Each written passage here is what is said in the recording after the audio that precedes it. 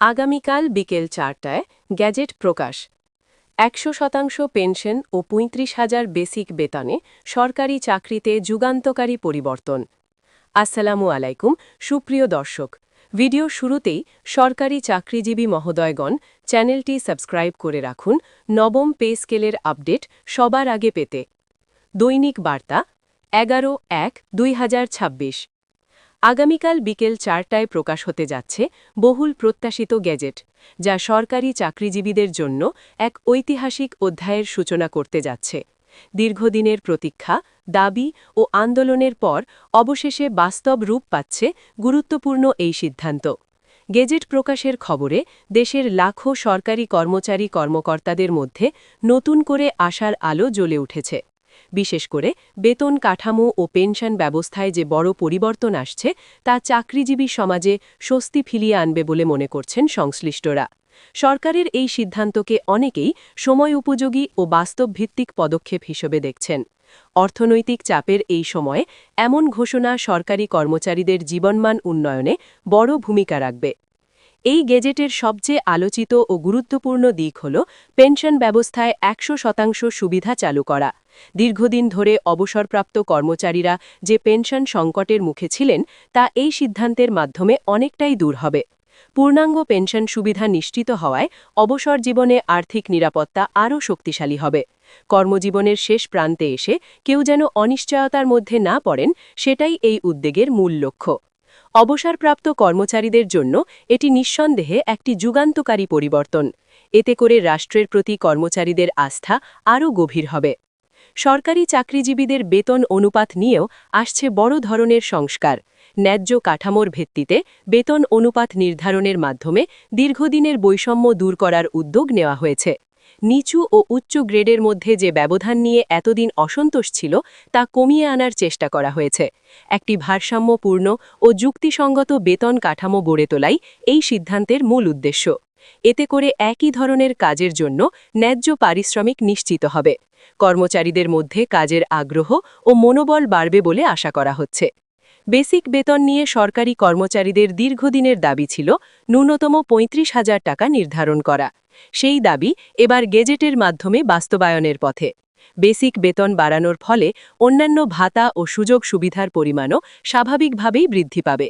বর্তমান বাজার দর ও জীবনযাত্রার ব্যয় বিবেচনায় এই বেসিক বেতনকে অনেকেই যৌক্তিক মনে করছেন। এতে করে মাসিক আয়ের কাঠামো আরও শক্তিশালী হবে। সরকারি চাকরি আবারও তরুণদের কাছে আকর্ষণীয় হয়ে উঠবে। শিক্ষা সহায়তা ভাতা এই গ্যাজেটের আরেকটি উল্লেখযোগ্য সংযোজন। এক সন্তানের জন্য মাসিক ৩,০০০ টাকা এবং ২ সন্তানের জন্য ৬,০০০ টাকা শিক্ষা সহায়তা ভাতা নির্ধারণ করা হয়েছে।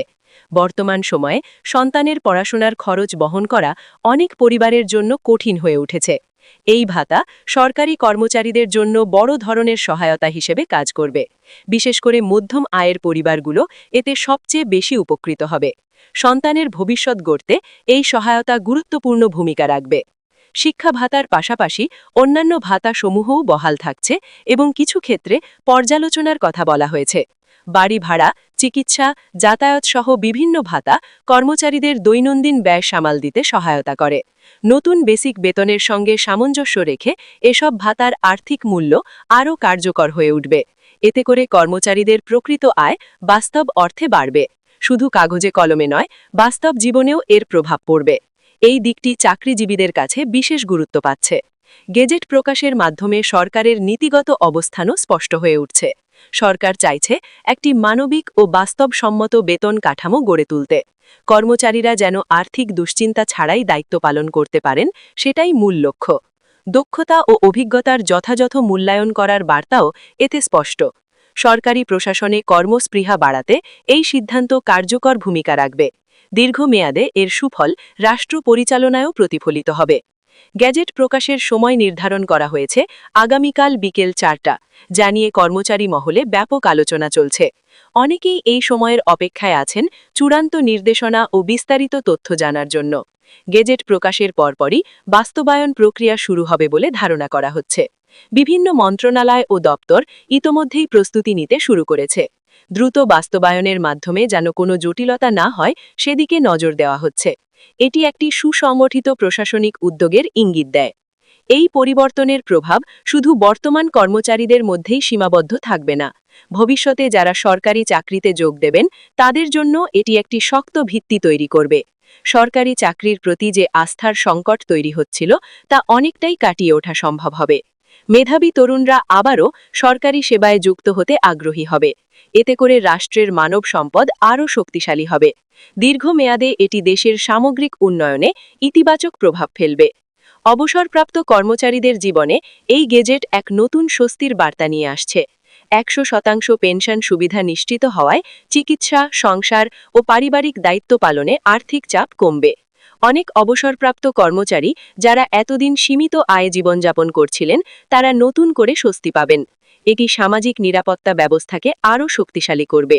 রাষ্ট্রের প্রতি তাদের দীর্ঘদিনের অবদানের স্বীকৃতি হিসেবেও এই সিদ্ধান্ত দেখা হচ্ছে। মানবিক দৃষ্টিকোণ থেকে এটি একটি গুরুত্বপূর্ণ অগ্রগতি। সব মিলিয়ে বলা যায়, আগামীকালের গ্যাজেট প্রকাশ সরকারি চাকরিজীবীদের জন্য একটি মাইল ফলক ঘটনা। বেতন, পেনশন ও ভাতা কাঠামোতে যে পরিবর্তন আসছে তা বাস্তব জীবনের চাহিদার সঙ্গে অনেকটাই সামঞ্জস্যপূর্ণ। এই সিদ্ধান্ত বাস্তবায়িত হলে কর্মচারীদের জীবনমান উন্নয়নে দৃশ্যমান পরিবর্তন আসবে। একই সঙ্গে প্রশাসনিক দক্ষতা ও সেবার মান বাড়বে বলে প্রত্যাশা করা হচ্ছে। এখন সবার নজর আগামীকাল বিকেল 4টার দিকে। গেজেট প্রকাশের মাধ্যমে নতুন অধ্যায়ের সূচনা হতে যাচ্ছে।